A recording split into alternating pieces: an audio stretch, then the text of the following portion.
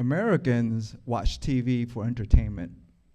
We watch TV to learn more about Americans. My family's education began in 1981, our first year in America after emigrating from Vietnam. I was 7 years old and the ink on our green cards was still wet. We were thrust on the doorstep of a culture we knew very little about, a language we had yet to learn, in a country whose innovation and technology bordered on magic.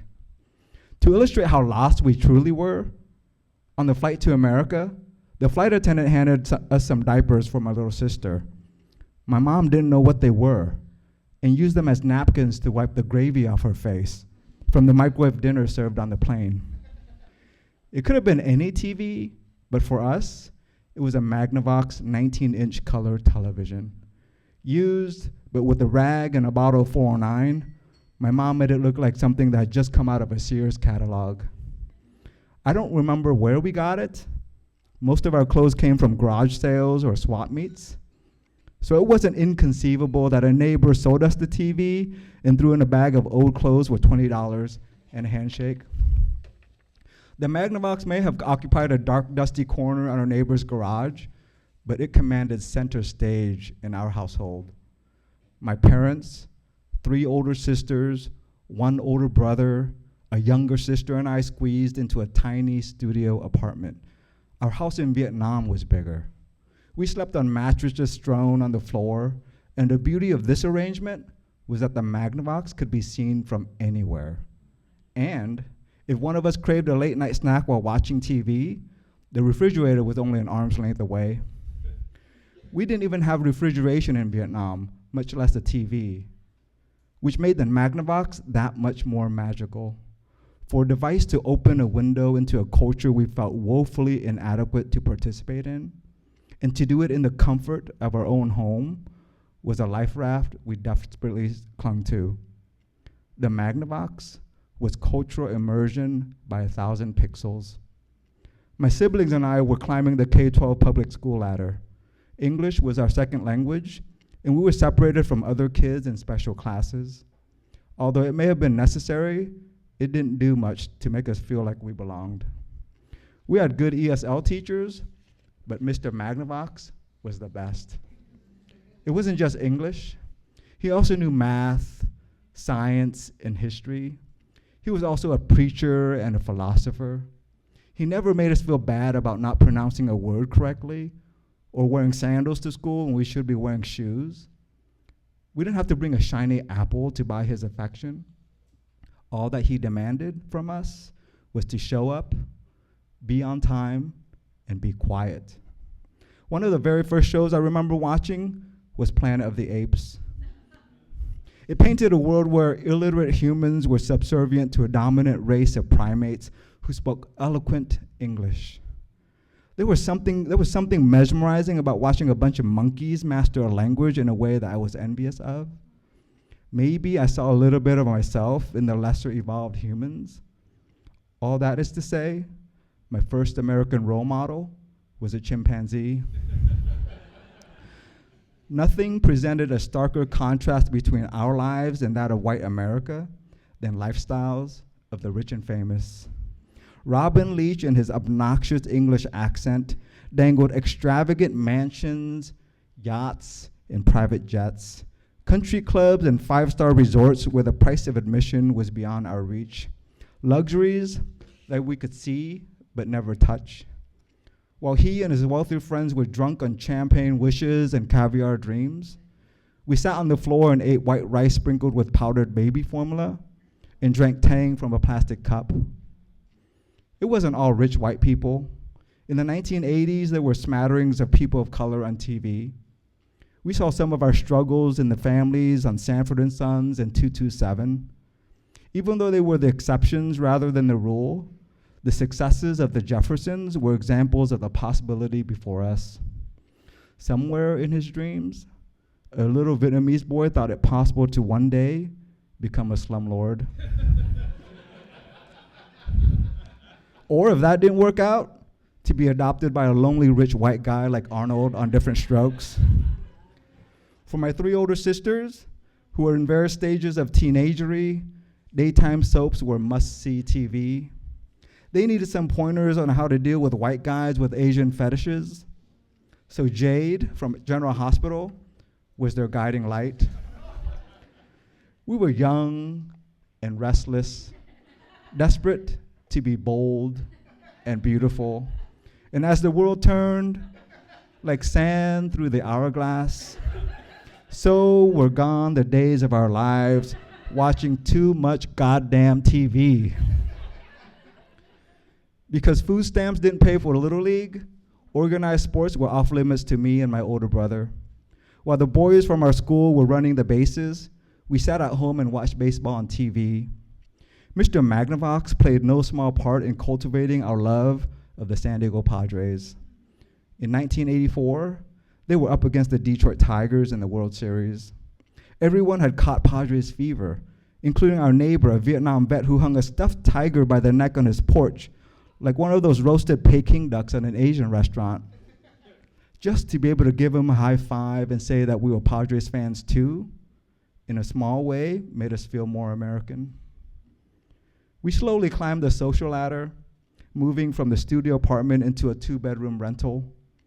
There was more room for Mr. Magnavox and my brand new baby brother, who was welcomed into the world when I was 10 years old.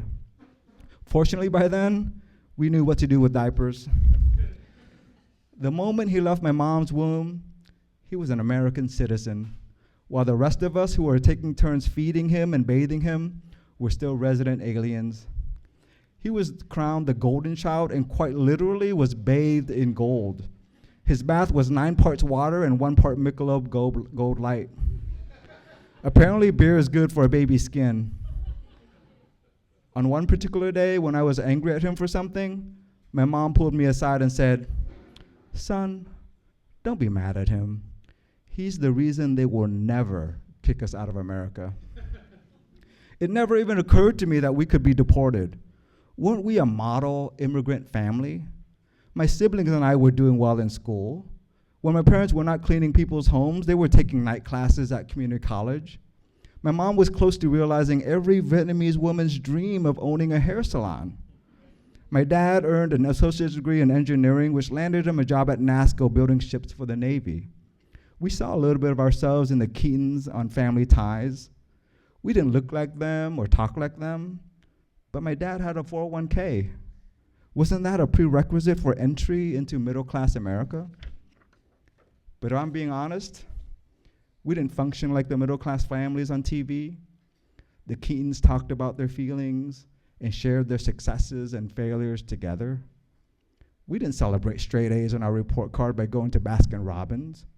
Our personal failures were never a cause for commiseration at the dinner table. We found communion in other ways, like church on Sundays, picking winning lottery tickets on Wednesdays, or the Cosby Show on Thursday nights. It was one of the few shows we all watched religiously together.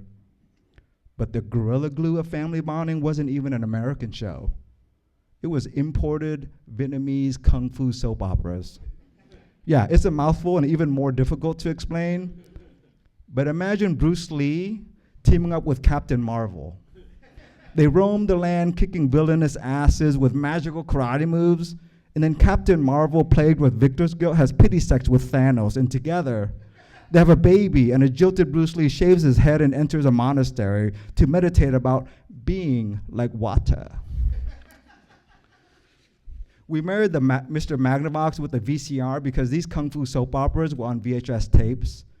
On weekends, we rented stacks of them. We binged on these shows before there was even a concept of Netflix. It was always a family affair. And we talked about them around the family water cooler the way coworkers would talk about the Game of Thrones. Maybe it was just mind-numbing entertainment, spoken in Vietnamese, where my parents could understand.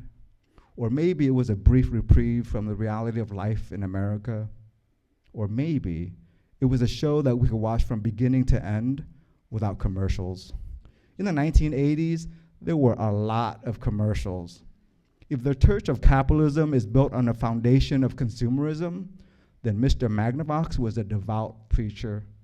It didn't matter your skin color or what language you spoke. The only requirement was a devotion to the religion of money. Our cupboards were stocked with Frosted Flakes and Lucky Charms because a tiger and a leprechaun told us that's what Americans ate. When I tasted gum for the first time, the flavor was just as heavenly as the Double Mint Twins. Infomercials with 30-minute long commercials masquerading as TV shows. We couldn't afford a night out at Sizzlers, but somehow a Thigh Master ended up in our house. And those pesky TV evangelicals, what product were they selling? Just the promise of salvation and the forgiveness of our sins, as long as we sent Jimmy Swaggart a check every week. Mr. Magnavox ran into some health problems. His age was showing and he was losing his color. The red tube bled out, my father said after examining him, which meant that everything on the screen was in various shades of green. Elmo was a dark green. The Padres uniform was a light green. And Ronald Reagan was an olive green. In retrospect, it seemed rather fitting. To live in America is to see the world through glasses tinted the color of money. Mr. Magnavox had a knob to turn the power off and on. The knob was tricky because sometimes you couldn't turn the TV back on after turning it off. It was the anniversary of my grandmother's death. We set up an altar next to the TV, upon which we placed her framed picture and some candles and incense. Catholic tradition called for 100 Hail Marys and 50 Our Fathers. But the Padres were playing for their playoff lives that same night. Maybe it was because the Padres mascot is a friar, but my parents did not object to leaving the TV on, so long as the volume was muted. So while we prayed for my grandmother's soul and for her to sit at the right hand of the Father, my brother and I prayed for Tony Gwynn to slap a single into left field. In 1987, my family realized the American dream of buying a home. It was a 3-bedroom in the suburbs of Mira Mesa. Sadly, Mr. Magnavox did not make the move. He retired to a landfill to join the Slinkies and the Flobies to begin their 10,000-year journey towards decomposition. I think he knew that our American education was ready for a promotion. Armed with a 30-year mortgage, we were banging on the door of middle-class America. But first, we went to Sears and bought a brand new TV. Thank you.